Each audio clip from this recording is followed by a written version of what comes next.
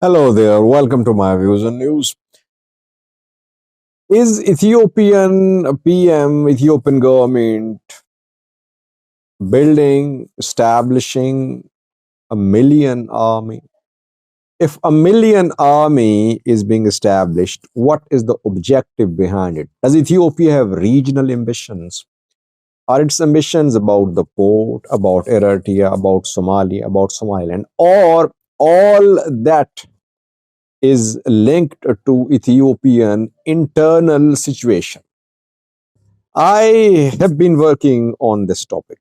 I talked to the people who are involved in recruitments. I wanted to confirm the level of recruitments.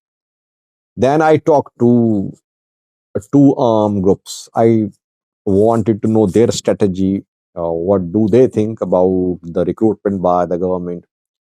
And now I'm in a position to share my conclusion with you about Ethiopia building a million army. Firstly, first question is Ethiopia really establishing a large military? Yes. Almost all training centers where soldiers are being trained are full of trainees. This is what I have confirmed. I talked to the people who are close to these developments, and more than one confirmed that yes, all the training institutes are busy. Government is conducting not only formal military recruitment, it is conducting non-formal, informal recruitment as well in militias. So it's working more than building a million army because it is building militias. Militia recruitment is ongoing in Oromia, in Amhara, and other parts of Ethiopia as well. Tens of thousands are being recruited. We have received reports of conscription to one human rights organization confirmed that youths are being forced into joining military service, or they're being forced to be part of militias. 2 days ago, it was confirmed that in Oromia, mandatory militia training disrupted business activities, transport activities in a town in the Oromia region. So there is no doubt that large scale military recruitment is ongoing. Question is why? Is there any external threat? Firstly, is there any external threat? No, I don't think that Eritrea is going to invade Ethiopia. Somalia is going to invade Ethiopia. Sudan or Egypt are going to invade Ethiopia. No, there is no immediate external threat. Firstly, immediate. I'm talking about immediate. I'm not talking about long term. Secondly, is Ethiopia planning to mobilize its forces against some external force? Any signs? No. Again, no signs. Have you seen ENDF mobilization towards Eritrean border, towards Sudanese border, towards Somalia's border? No. We have seen reinforcements enter Somalia from Ethiopia, but we cannot say that tens of thousands of ENDF soldiers are being mobilized towards Somalia. No. So, no mobilization of the Ethiopian National Defense Force towards any external force. Maybe in future we could see mobilization, especially if Ethiopia-Somalia relations don't improve. We could see more ENDF deployment in the Somali region of Ethiopia. Already some new bases are being established in Somali region, go there, etc. But obviously, million army is not being established to just be deployed to the Somali region of Ethiopia. Then what is the purpose behind building such a huge army? Firstly, it's not just ENDF. Armed groups are doing the same as well. Jawar, 2 days, Jawar last week shared numbers. How many fighters does Ola have? Now 100,000. more than 100,000. Ola is now like an army of a country. I think Ola is bigger in number than Djibouti's army. It's bigger in number maybe than Somalia's federal forces, bigger in number maybe than Kenya's military as well. Ola is now a serious force to be reckoned with in the Oromia region. So Sani Nagasa has defected, but Sani Nagasa would be able to maybe cause the surrender of a few thousand at maximum Ola fighters.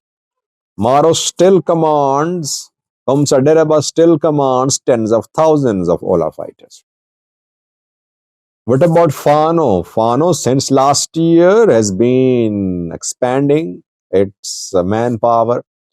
If you remember, Tafra Mamu said a few months ago that now Fano is in a position to build cores. Cores.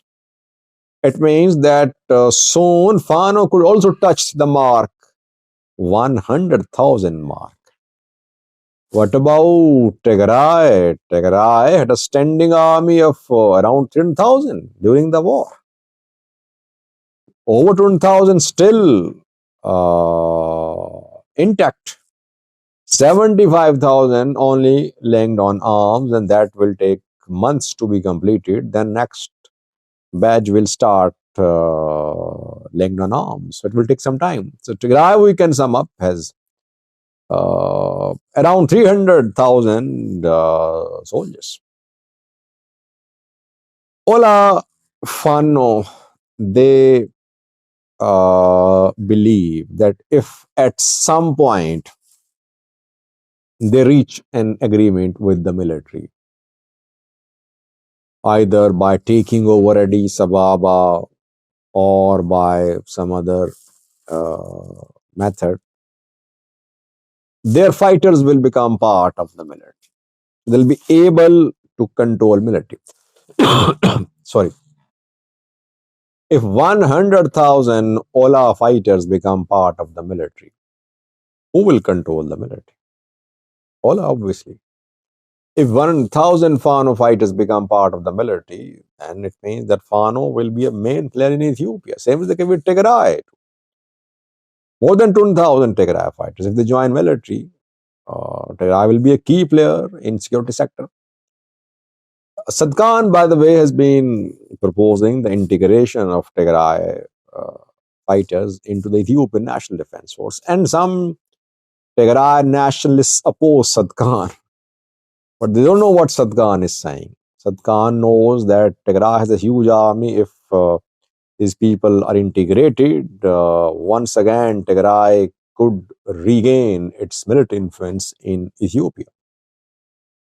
So Abiy believes that Ethiopia needs to have 1 million army to counter these Ethiopian armed groups.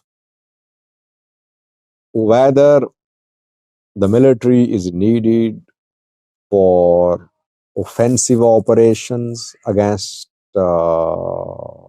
these armed groups, or the military could be needed in times of peace as well. Because if peace agreement is signed again, Abiy would like the military recruited by government, the soldiers recruited by the government, to be in majority.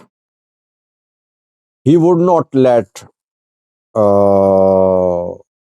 armed forces outnumber the military. If somehow Abiy's government collapses, somehow one or two armed groups take over Addis Ababa, these armed groups then will definitely try to control military. They would like their fighters to be part of the military. This is how, by the way, peace deals are signed, that armed groups become part of the security forces in Ethiopia.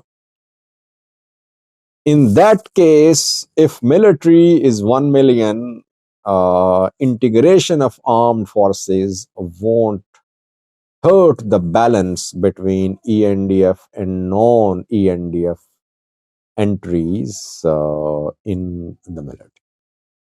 And Abiy knows that his survival is linked to the capabilities of the Ethiopian National Defense Force. Armed groups are continuing their recruitments. People willingly join them. They're being paid as well, obviously.